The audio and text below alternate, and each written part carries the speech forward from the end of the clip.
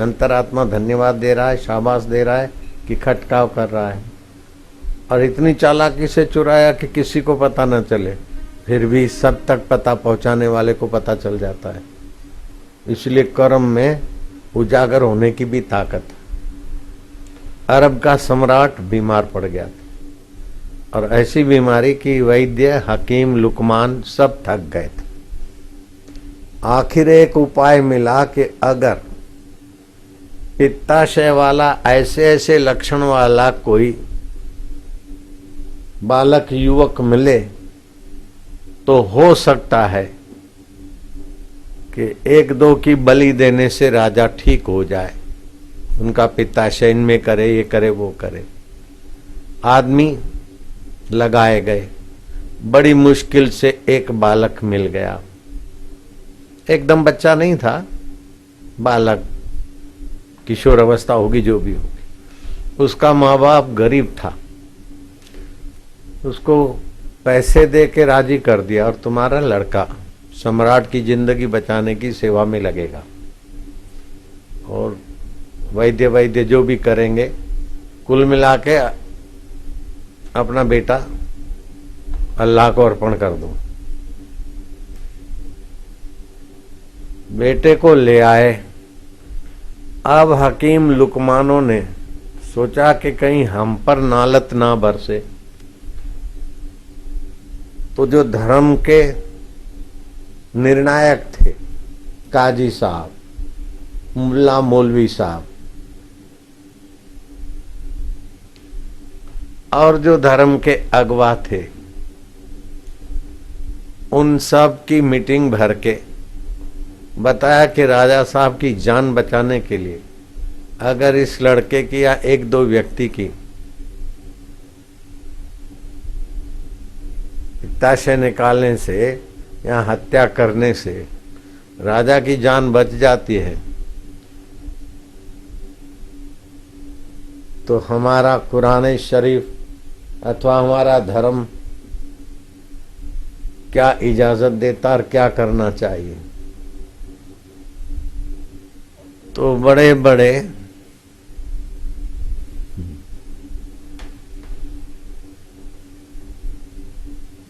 धर्म के निर्णायक लोग, देखा कि राजा है, वही राजा के मंत्री हैं, मंत्रियों को, राजाओं को खुश करने के लिए सब ने मिलकर कहा कि राजा है तो प्रजा है, और राजा की जान बचती तो एक दो जान चली भी जाए तो इसमें कोई अल्लाह की तौहीन नहीं होती।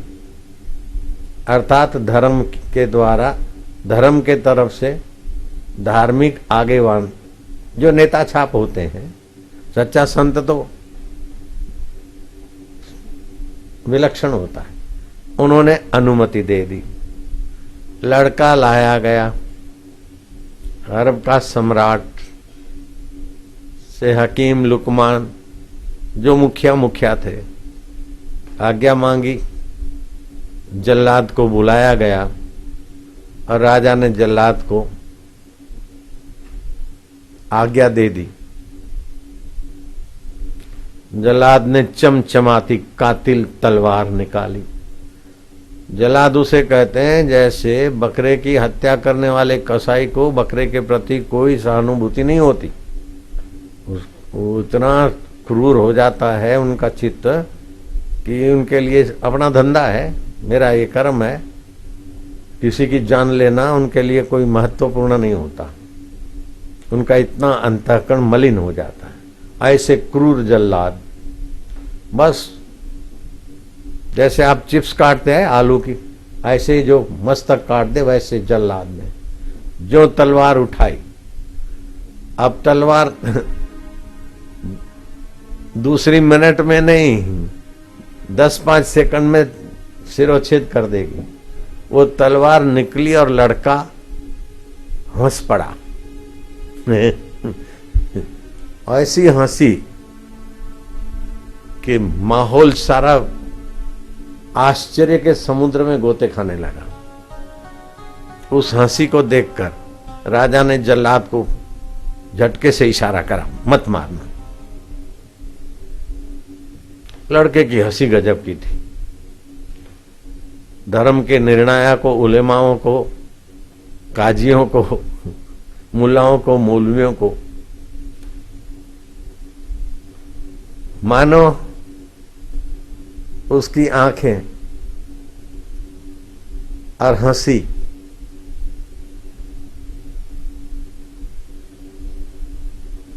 अट्टहास उनको मानो ताने मार रही थी।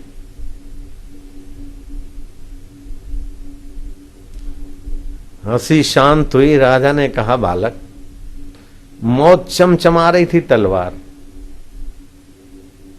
1 मिनट भी तेरे और मौत के बीच का फासला नहीं था। मौत सामने आती तो कोई गिड़गिड़ाता है, कोई तौबा करता है, कोई कुछ करता है, और तुझे कह दिया गया कि अब जल्लाद तैयार है, अल्लाह को याद कर, सिर कुर्बान हो रहा है, और तुझे हंसी आ गई। ये वैचित्र्य हमसे बड़ा रहस्यमय जिज्ञासा करा देता है। क्या हुआ? इतनी हंसी, इतनी खुशी, आंखों में इतनी चमक, चेहरे पर इतनी आकर्षक खुशी। नाटकी हंसी तो ठीक है, लेकिन तेरी हंसी नूरानी हंसी है, ईश्वरीय हंसी है। कपटी आदमी को ऐसी हंसी नहीं आ सकती जो कपट से हंसता है। द्वेष से हंसता है तो ऐसी हंसी नहीं आएगी।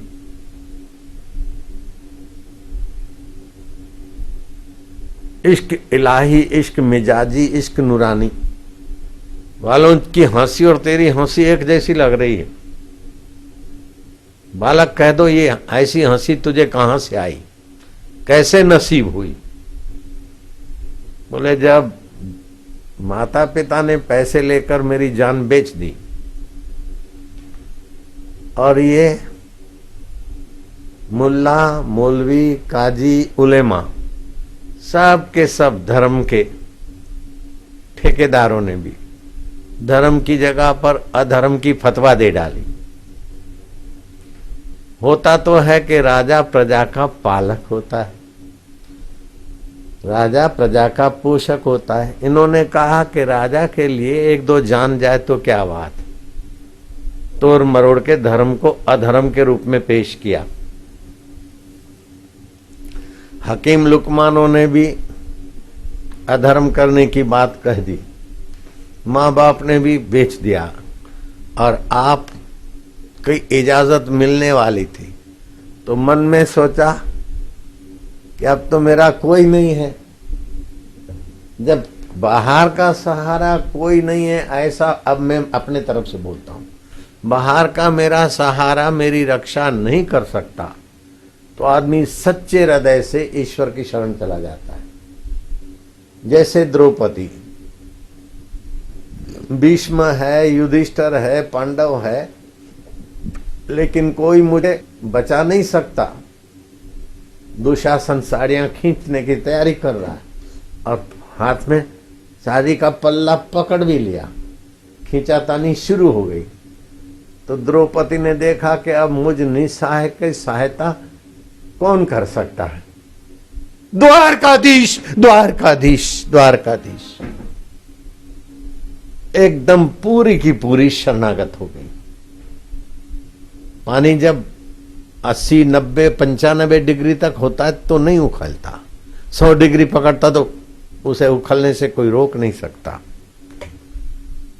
और पानी की जब बाष्पीभूत दशा होती है तो एक बूंद पानी 1300 गुनी ताकत में भर जाती है, स्टीम बनती तो उसी से तो ये रेल की इंजनें चलती थी। 100-200 लीटर पानी से हजारों टन लगेज खींच जाते थे कोलसे की ट्रेनें। तो मैंने देखा कि अब कोई बचाने वाला नहीं। भीतर से पुकार ऐसी निकली कि मैं नहीं बचा, पुकार रह गई कि भगवान अब तू कैसे बचाता है? तेरा नाम अल्लाह भी है, भगवान भी है, गॉड भी, तेरे कई नाम। अब तू कैसे बचाता है, तू जान, ऐसी भीतर से पुकार गई और उसने बचाने के लिए हंसी दे दी। उसको देर क्या लगी। जो बुढ़ापे में भी जीने की इच्छा से मासूम की जिंदगियां ट्रायल के लिए हो सकता है बच जाए, ले सकता है, वो राजा प्रजा पालक है कि प्रजा शोषक है, वो अल्लाह जानते हैं। राजा के सीने में ऐसा झटका लगा कि भीतर वाला उसे नौलत दे रहा है। उलेमाओं को भीतर वाला नौलत दे रहा है, मुल्ला मौलवी और काजियों को, और इसके हृदय में वो भीतर वाला चमचमा रहा है। वो भीतर वाला कितना सशक्त है, कितना समर्थ है कि इसको किस वक्त किस ढंग से बचा लेना, उसको प्लानिंग नहीं करनी पड़ती, मशवरा नहीं करना पड़ता है, कैसे भी किसी की रक्षा करने में सक्षम है। भागवत में आता है कि जो उसको पुकारता है उसके अनुसार उसकी कृपा परमेश्वर की सामने वाले की सहायता करती है। पुकारेगा नहीं तो कुछ नहीं।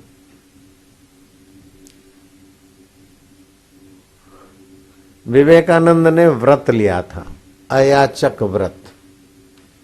यात्रा करूंगा, किसी से कुछ नहीं मांगूंगा, 3rd क्लास की टिकट। हमने भी यात्रा की, पहले 3rd class, 2nd class, 1st class था, अभी तो 2nd और 1st रहा। 3rd क्लास में तो ऐसे जैसे अभी जनरल डिब्बे में लोग और डिब्बे के ऊपर भी लोग होते हैं, ऐसा।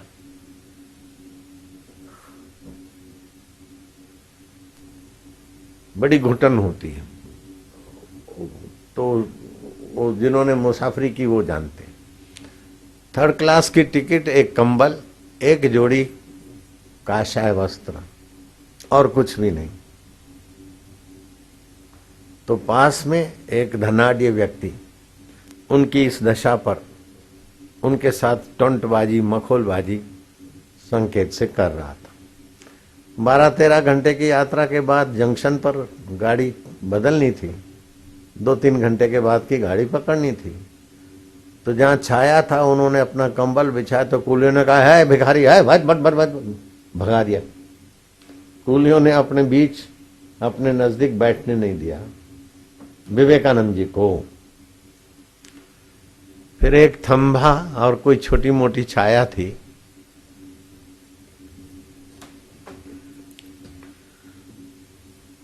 वहां उन्होंने कंबल बिछाया, बैठे।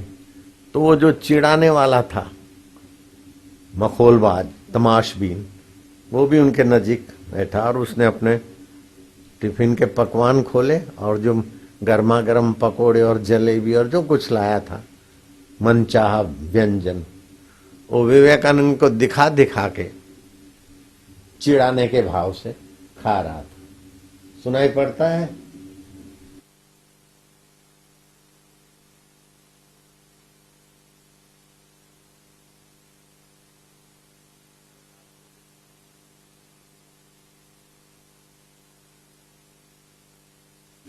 विवेकानंद को मानो कोई भूखा प्यासा हो और उसको चिड़ा चिड़ा के खाए, वो उस नजरिया से खा रहा था।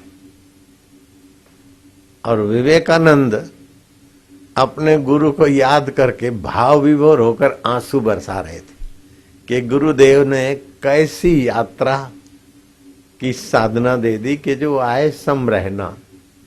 कितना कुछ कोई कर रहा है, दुख नहीं होता है, द्वेष नहीं होता है, कैसी समता दे डाली गुरु की यात्रा ने। वाह मेरे गुरुदेव, वाह प्रभु। गुरु को धन्यवाद देकर अहोभाव से आंसू बहा रहे थे। और वो मन चला सोच रहा था कि मैं तो खा रहा हूं और इस साधु के पास कुछ नहीं, तो रो रहा है कि हे भगवान मेरा क्या नसीब है। विवेकानंद को तो समता का, अहोभाव का, प्रेम का आंसू था, लेकिन वो अहंकारी धन लोलुप कह रहा था कि मैं कितने में मजे में हूं और ये बेचारा कितना दुखी है, अब रोने के सिवा इसके पास है भी क्या। तो अपने अनुमान से थोप रहा था विवेकानंद पर बिचारापन। इतने में एक हलवाई, हाथ में टिफिन, दूसरा झोला, झंडा, एक आदमी और चटाई लेकर आया, हाथ जोड़ा, स्वामी जी चटाई बिछा दी चदर बिछा दी, स्वामी जी बिराजे, भोजन पाई। स्वामी जी ने कहा भैया मैं पहली बार आया हूं इस जंक्शन पर, मेरा आपका परिचय नहीं, किसी साधु के लिए आप ले जाते होंगे, कृपया उसको ढूंढ लीजिए, मैं पहली बार आया हूं, मेरा आपका परिचय नहीं। बोले क्या बात करते हो आपका उससे परिचय है कि वो सबसे परिचय कराने में समर्थ है। बाबा मैं हलवाई हूं, भोजन करने के बाद रात को देर से सोता हूं तो दिन को झपकी लेता हूं। मैं लेट गया तो मुझे राम जी ने कहा कि मेरा साधु भूखा है, उठ जा उनको भोजन करा। मैंने सोचा क्या पता ये मेरी झपकी में मेरी कल्पना हो, मैंने दूसरे तरफ करवट ली। क्या करवट लेता है, आज सोने का समय नहीं है, मेरा साधु भूखा है, तू मेरा भक्त होके सो रहा है, चल उठ जल्दी कर। अधिकार पूर्वक प्रेरणा हुई, पत्नी को कहा जल्दी जो भी सब्जी घर में है, थोड़ी चटनी मटनी जल्दी से जल्दी। हलवाई ने भी बनाया और हलवाई ने भी हाथ पसारा और जल्दी हो गया। फिर दुकान से कुछ मंगा लिया कि थोड़ी रबड़ी, थोड़े पकौड़े, थोड़ा ये, थोड़ा वो, थोड़ा वो, थोड़ा थोड़ा करके। हलवाई की दुकान से थोड़ा थोड़ा भी बहुत हो जाता है। वो ले आया, महाराज भोजन करिए। तो ये वार्ता वो जो चिढ़ाने वाला था वो सुन रहा था, उसको अंतर्यामी ने नालत दी कि तू समझता कि भूखा है इसलिए वो रो रहा है, लेकिन उसका रक्षक कौन है तुझे पता नहीं है, और वो किसके हवाले है तुझे पता नहीं है। अंतर्यामी ने उसको नालत से सुधार दिया। फुट फुट कर रोया, स्वामी जी मुझे माफ कर देना, मैं आपको सताता आया और आपको दिखा दिखा चिड़ा चिड़ा के मानो कर रहा था। उसने अपनी हृदय की बात कह दी, कोई बात नहीं, कोई बात नहीं। उसका हृदय हल्का फुल्का हुआ, उसको ईश्वर की सत्ता, महत्ता पर और साधुओं के त्याग और समता पर विचारने का अवसर मिल गया। भगवान कब किसको सद्बुद्धि दे, दंड दे कर दे, प्यार से दे, किसी निमित्त दे, वो भगवान जानते हैं। और कब किसका बात पोल खोल के उसको द्वेष वाले को सुधारने की प्रेरणा दे, वो भी भगवान जानते हैं। इसीलिए कहा जाता है कि भगवान सतबुद्धि दे प्रभु, आनंद दाता, ज्ञान हमको दीजिए। वो तुम इतना नहीं जानते हो जितना तुम्हारा साक्षी परमेश्वर जानता है। इसीलिए जो कुछ करते हो ये पक्का कर लो कि वो देख रहा है, आपके बहुत सारे दोष चले जाएंगे। माता पिता गुरु के देखते हम जो काम नहीं कर सकते हैं उससे भी ज्यादा देखने वाला गहरा है। मेरे गुरुदेव ने बताई थी कथा, वो अपने पुस्तकों में है। एक दुकानदार ने सुंदरी को कहा कि तुम्हारा कर्जा इतना कि मैं किसी कीमत पे तुम्हें उधार नहीं दे सकता हूं। तुम्हारे घर साधु आए हैं, मेहमान आए हैं, तो साधु मेहमानों के पीछे तो तुम कंगाल हो गए हो ब्राह्मणी, और इतनी खूबसूरत ब्राह्मणी, कौन से कंगाल भगत पति के पास आई है, मैं तुझे एक तोला भी नहीं दूंगा। वो ग्राम का जमाना नहीं था, 11.5 ग्राम 1 तोला होता है। 1 तोला चावल, 1 तोला आटा नहीं दूंगा। भैया उधार दे दे, फलाना दे दे। कहेगा भैया भैया, हाँ तू इतनी खूबसूरत है कि मैं तुझे देखकर, मेरी पत्नी तो मायके चली गई है, मेरी कोठी में, मेरे मकान में, मेरे बंगले में मैं अकेला ही हूं। अगर रात को तू मेरे पास आने का वचन देती है तो मैं घी भी दे दूंगा, गुड़ शक्कर ये वो जो 10-11 साधु आए उससे भी ज्यादा सामान दे दूंगा, और पैसे जब चाहे तब देना, न देना। एक बार मेरे पास, मेरे बिस्तर पर रात को आ जाना। उसने कहा ठीक है, मैं वचन देती हूं।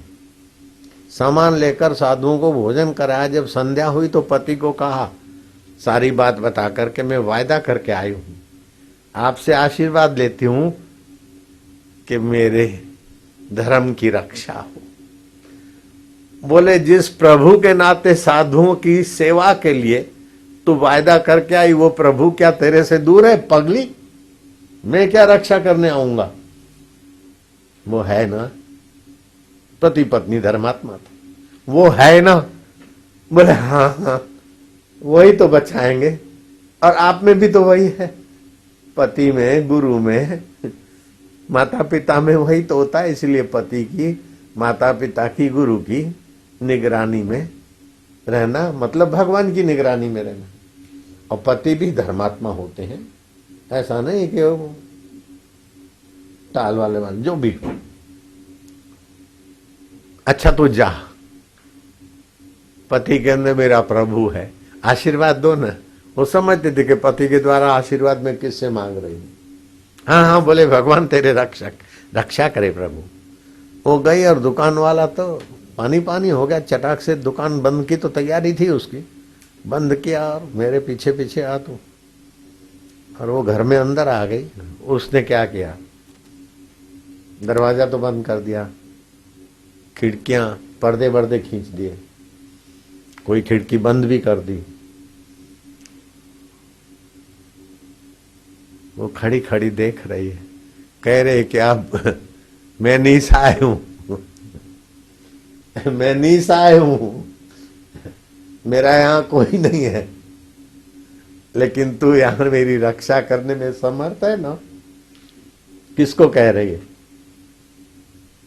उसके शरण चली गई तो परमात्मा ने प्रेरणा दी, उसकी बुद्धि में ज्ञान सुझा देता है भगवान। बोले भाई साहब, सेठ जी, खिड़कियां तो आपने बंद कर दी, कहीं पर्दा लगा दिया, फिर भी कोई एक ऐसी खिड़की कोई देख रहा है, आपकी भी इज्जत है, मेरी भी इज्जत है, मैं आपको हाथ जोड़ती हूं, आपके पैर पकड़ती हूं, वो खिड़की बंद कर दो, कोई ना देखे, फिर आपको जो चाहे वो करो, मैं मना नहीं करती, मैं वायदा निभाने आई हूं। टप टप आंसू बरसाती। अरे सुंदरी, किसका डर है तुझे? इस कमरे में मेरे सिवा और कौन है? और मेरे नाम से तो लोग कांपते हैं, कौन देख रहा है? बोले जो देख रहा है वो कांपता नहीं आपसे, वो आपसे नहीं कांपता, मेरे से भी नहीं कांपता, बड़े बड़े रावण और कंसों से भी नहीं कांपता, बड़े बड़े यम और काल से भी नहीं कांपता, काल उससे कांपता है, वो देख रहा है। बोले क्या बोलती है, क्या पागलपन की बात है? बोले हाँ, काल जिससे कांपता है वो अंतर्यामी परमात्मा देख रहा है, उधर एक पर्दा डाल दो। इतना कहना ही था कि उसके अंतर्यामी ने उसके हृदय को काम का पर्दा हटाकर विवेक की रोशनी दी। थर थर कांपने लगा, धरती पकड़ के बैठ गया। पश्चाताप की आग में कुछ हृदय द्रवित हुआ, तपा, झरझर आंसू बहे। उठ के खड़ा हो गया, हाथ जोड़ता है, बहन तू मुझे माफ कर दे, पर स्त्री के प्रसंग में आज मैं कोई बड़ा पाप करने जा रहा था, बहन तूने मेरे ज्ञान के पर्दे हटा दिए। बोलती है भैया मैंने नहीं हटाए, जो तेरे को विवेक दे रहा और मेरे से बुलवा रहा है उसी की कृपा है प्रभु। तुम ठाकुर तुम पै अरदास, जियो पिंड सब तेरी रास, तुम मात पिता हम बालक तेरे, तुम्हारी कृपा में सुख घनेरे, कोई न जाने तुम्हारा अंत, ऊंचे ते ऊंचा भगवंत, सगल समुगरी तुम्हारी सूत्र तारी, तुमसे होए सो आज्ञाकारी, तुम जो करते हो सारी दुनिया तुम्हारी आज्ञा के अनुसार बदल जाती है तुरंत देव, तुमसे होए सो आज्ञाकारी, तुम्हारी गतिमिति तुम ही जानो, नानक दास सदा कुर्बानी। तुम्हारी गत मत प्रभु तुम ही जानते हो, इतने ब्रह्मवेता संत नानक जी बोलते कि नानक दास सदा कुर्बानी। हम कुर्बान जाएं उस परमात्मा की कृपा पर, हम कुर्बान जाएं ईश्वर की सुव्यवस्था पर, सुंदर व्यवस्था पर। हम कुर्बान जाएं कि जो सम्राट के सम्राटों को भी सुधारने में समर्थ है, बालक के द्वारा उलेमाओं को, काजियों को, मुल्ला और मौलवियों को बेपर्दा करने में समर्थ है। मैंने बात आपको सुनाई थी, अभी जो कंपनी पार्क है इलाहाबाद में, मोतीलाल नेहरू पार्क भी लोग बोलते हैं, पहले वो अल्फट पार्क था नाम उसका। वहां एक साधु रामायण की कथा करते थे और 10, 20, 50 लोग सुनते थे बगीचे में। उसमें एक मन चला लड़का, सैम्पल सैक्सन, श्यामलाल सक्सेना था, पादरियों के चक्कर में आकर हिंदू धर्म से नफरत पैदा कर दिया पादरियों ने, और वो ईसाई बन गया था। तो सत्संगियों के बीच बैठता और बीच में तर्क कुतर्क करता था। राम जी आए, राम जी ने ये किया, लक्ष्मण जी ने ये किया, सीता जी ने ये किया, ये सब गोलगप्पे हैं गोलगप्पे बाबा। मैं रामायण को सच्चा नहीं मानता हूं, क्योंकि तुम्हारे हमारे सामने रामायण नहीं लिखी गई, और ये तुम्हारी कथा को सच्चा नहीं मानता हूं। मैं तो तब सच्चा मानूंगा कि इसका कुछ प्रैक्टिकल प्रयोग कुछ हम देखें। देखा नहीं, और ऐसा हुआ, राम जी वन में गए और भरत जी ने ये किया और भरद्वाज ने वो किया। भरद्वाज ने भरत के लिए संकल्प बल से व्यवस्था कर दी। ये सब हवाई किल्लों में, शेख चिल्ली के किल्लों में आप उलझे हो, पब्लिक को उलझाते हो, ये सब झूठ है, कपोल काल्पनिक है, ये है वैसा। अब वो साधु बेचारा इनमीन तीन था कि क्या था भगवान जाने, वो चुप हो जाता था। हम इनमीन तीन है, लेकिन हमारे पास उस समय वो था नहीं, हम भी नहीं थे। वो साधु को चुप करा देता था और उसका अहंकार पोषित होता था। लेकिन भगवान और तो सह लेते, अहंकार नहीं सहते। भगवान ने कृपा किया। दैनिक अखबार का मालिक, मुख्य संपादक भी था, मालिक भी था। वो साधु की रामायण की कथा में थोड़ा सुन लिया था उसने। साधु की सरलता और इसकी उद्दंडता से वो उद्विग्न हो गया, और वो बड़ा विद्वान भी था। एक एक प्रश्न का उत्तर देके उसके सारे कुतर्क उखाड़ के फेंक दी। तू समझता क्या है? तो ये सैम्पल सेक्शन भी कोई साधारण नहीं था, बड़े आदमी का बेटा था, और पीएचडी करने के लिए, एमए के बाद पीएचडी करने के लिए इलाहाबाद में रह रहा था, अपनी कोठी बोठी किराए की लेके, नौकर चाकर। बोले भट्ट जी, आप अखबार के मालिक संपादक हो, आपने तर्क से मेरी बातें खंडन कर दी, लेकिन मेरा विश्वास नहीं है। तो भट्ट जी गुस्सा कर चले गए। लेकिन वो छोरा दूसरे हफ्ते भी आया, वही करने लगा। तो एक साधु आया, साधु ने कहा तू चमत्कार से ही मानेगा, तो मैं वचन करता हूं कि रोज शाम को 1 घंटा ध्रुव तारे के सामने देखा कर। तो उसको भगवान का भक्त मत मान, है भगवान का भक्त। हफ्ते के अंदर अगर तुझे भगवान जी राम जी चमत्कार नहीं दिखाए, तो मैं साधुताई छोड़कर तेरे जैसा बन जाऊंगा उदंड। गाय का मांस खाने वाले और दारू पिलाने वालों की बातों में फिर मैं लग जाऊंगा, जो तू लगा ऐसे। नहीं तो तुझे उदंडता छोड़कर रामायण का भगत बनने को भगवान राजी कर देंगे। दूसरे हफ्ते बड़ा लेटर दिया। अब थोड़ी देर में प्रसाद बड़ा लेटर दिया कि मैं गूंगा हो गया हूं, कृपया मुझे विश्वास है कि ये मेरा लंबा खत आप सांगोपांग पढ़ेंगे। खत में ही लिखा था एक दिन में, पहले दिन रविवार को तो कुछ नहीं हुआ, रात को सोते समय तारे तारे देख रहा था। दूसरे दिन थोड़े विशेष कुछ हुआ। मंगल की रात को कुछ विचित्रता लगी, लेकिन मैंने कहा ये साइकोलॉजिकल है। बुधवार रात को मेरा पाला हुआ कुत्ता, मैं जब लेट गया खा पी के घूम कर राउंड मार के जब लेट गया तो मेरा अपना पाला हुआ कुत्ता जंप मार के मेरे पेट पे आकर बैठ गया। आगे के पैर खड़े थे, पीछे के पैर से मेरे पेट पे बैठ गया, जैसे फोनोग्राफ में पुत्र। मुझे आश्चर्य हो गया क्या कर रहा है वो ढीरू। तो मेरे कुत्ते का मुंह मेरे कान के नजीक है और मेरा कुत्ता मनुष्य की भाषा में बोलता है कि ईश्वर की सत्ता, रामायण की सत्यता और महत्ता, इससे बड़ा क्या प्रमाण चाहता है। मुझे जर्क लगा और मेरी जीभ अब उठती नहीं है, नाड़ियां कुछ हो गई। कृपया मेरी जीभ बोलने लग जाए, ऐसा कोई कृपा करो। बोले हाँ, अब ध्रुव को भगवान का भक्त है, रामायण सत्य है। हमने घड़ी बनाने वाले को नहीं देखा, लेकिन घड़ी से पता चलता है कोई फैक्ट्री में बनी है। सूरज बनाने वाले को नहीं देखा, लेकिन सूरज किसी मनुष्य की बनावट नहीं है। समुद्र किसी मनुष्य की बनावट नहीं है। धरती किसी मनुष्य की बनावट नहीं है। तो कोई चीज है तो कोई बनाने वाला है, और वो अज्ञात है और समर्थ है तो ईश्वर है।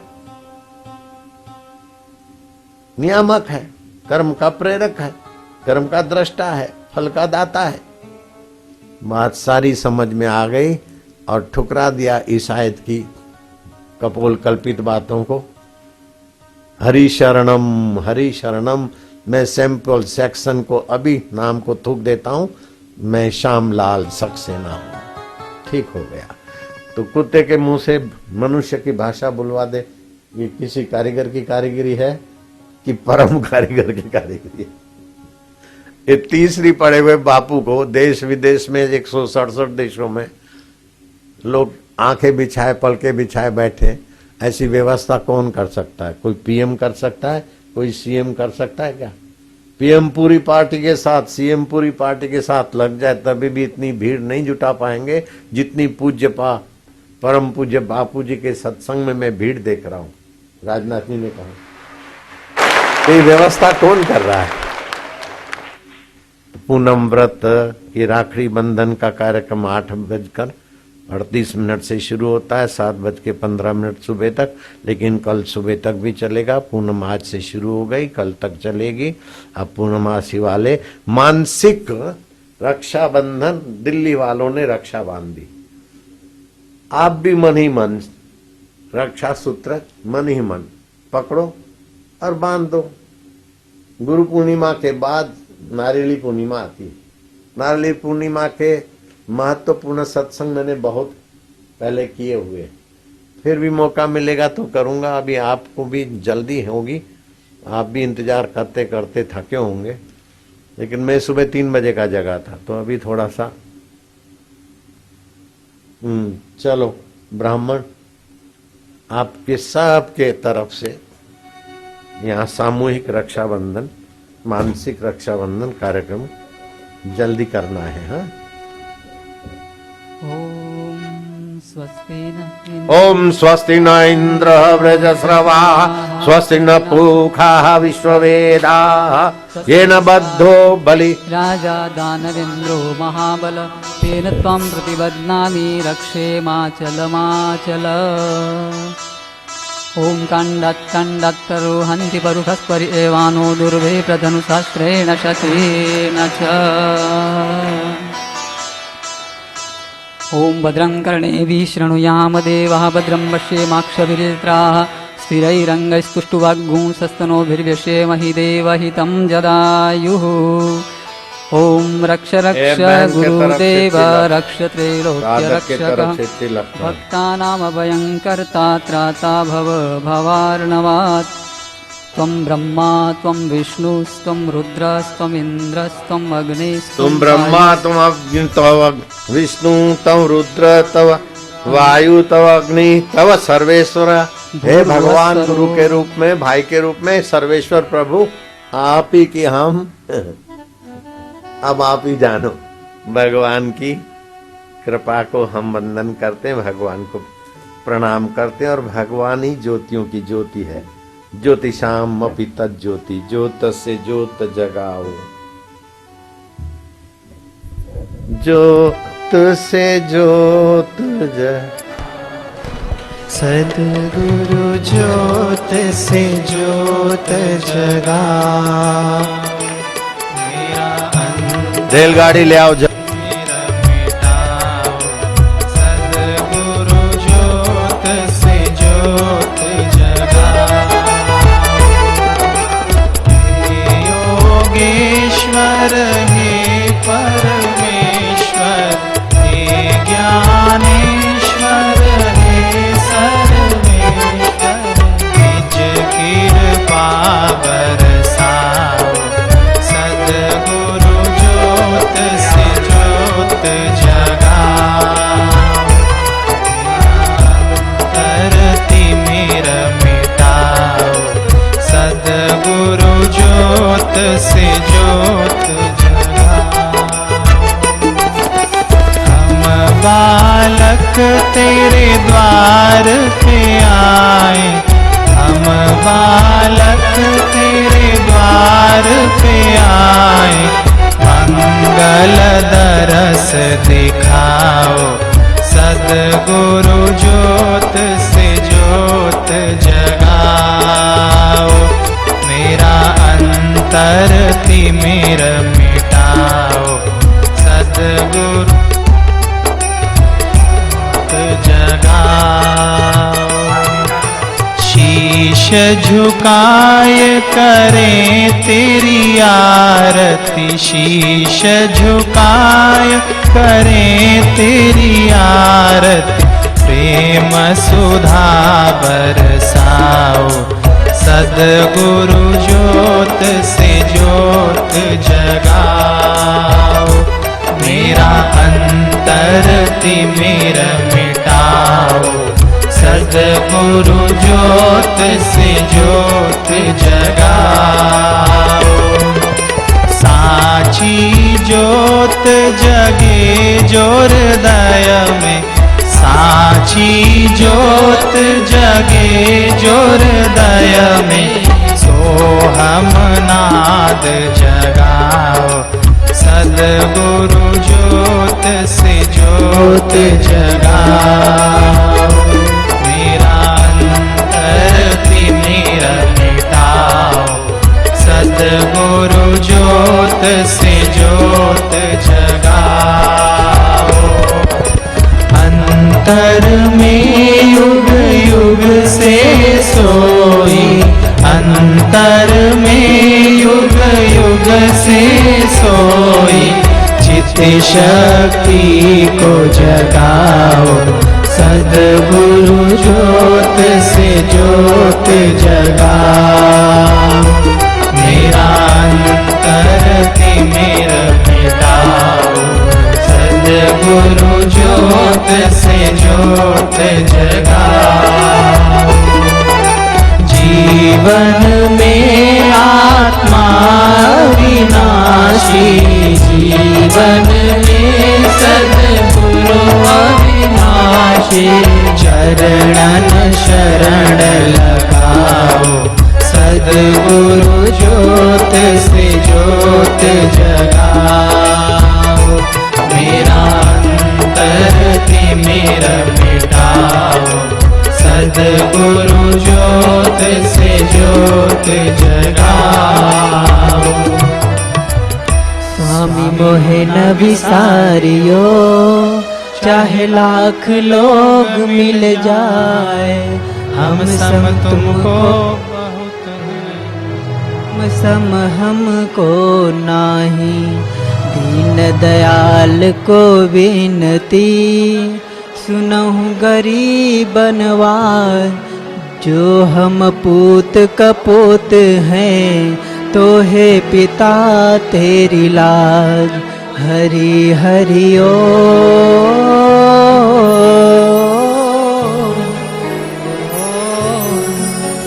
कबीरा मांगे मांगना। प्रभु दीजो मोहे दो।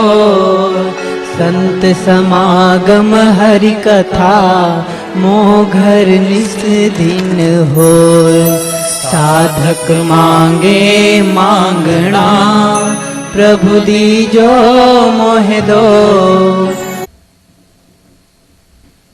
भस्त्री का पहले दाएं से श्वास लिया, पलथी मार के बैठे आसन पे, दाएं से बाहें ली, छोड़ा, बाएं से दाएं, फिर दोनों नथुने स्वाभाविक हो गए। इसको बोलते सुषुम्ना का द्वार खुला। अरे इससे और कितने फायदे होते हैं, आध्यात्मिक फायदे भी होते हैं, बीमारियां भी भागती, कई चक्र सुविकसित हो जाते, रोग प्रतिकारक शक्ति बढ़ जाती। कितने फायदे होते हैं उसका भी आपको जल्दी है, मेरे को भी जल्दी है। ये क्या क्या तकलीफ है। और कहीं ये पित्त की बीमारी उग्र रूप ले तो 2 लीटर पानी उबाल के 1 लीटर करो, वो पिया करो, पित्तजन्य रोग भाग जाएंगे। वायुजन्य रोग भगाना है तो अमुक प्राणायाम, पित्तजन्य रोग भगाना है तो अमुक प्राणायाम, कफजन्य रोग भगाना है तो अमुक प्राणायाम। ये मैं कल बताऊंगा। लेकिन तीनों प्रकार के रोगों को भगाना है तो भस्त्रिका। और संचालक लोग सुन ले, कल पंचगव्य होगा, पंचगव्य पान करेंगे, जो जरूरत नहीं।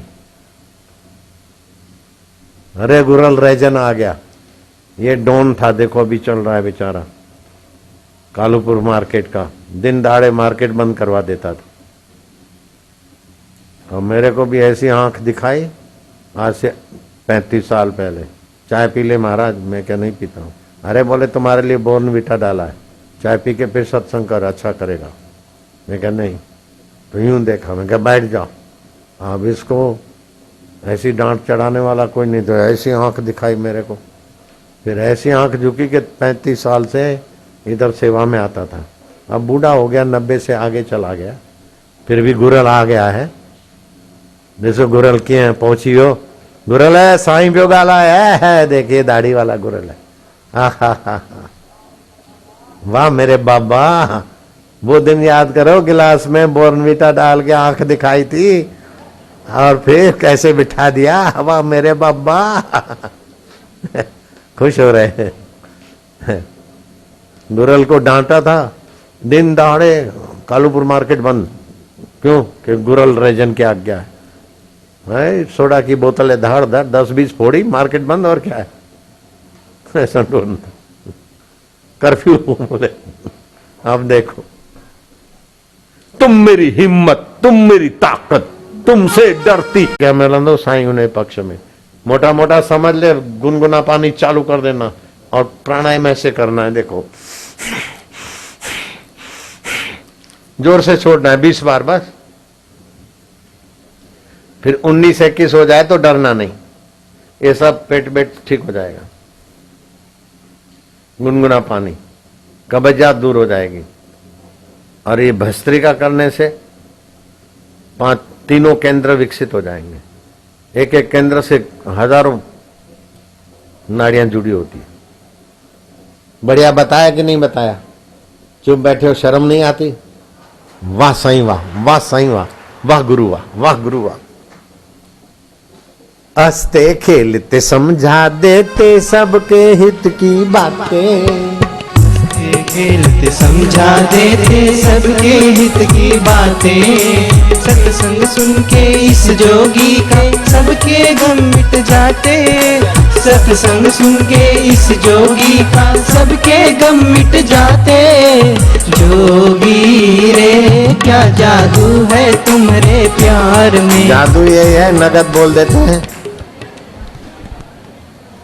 नगद बोल देते हैं और हित का बोलते हैं।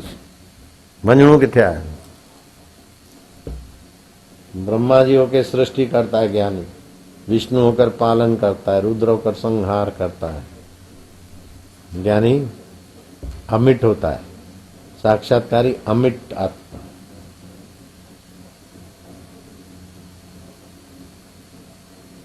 तेरा प्यार खींच के लाया, तूने कैसा जादू चलाया। तेरा प्यार खींच के लाया। आप प्यार खींचे ना खींचे, मेरे को जाना है, 5 से 7 वाला भोजन करना बाकी है। चलो, time is God, time is money.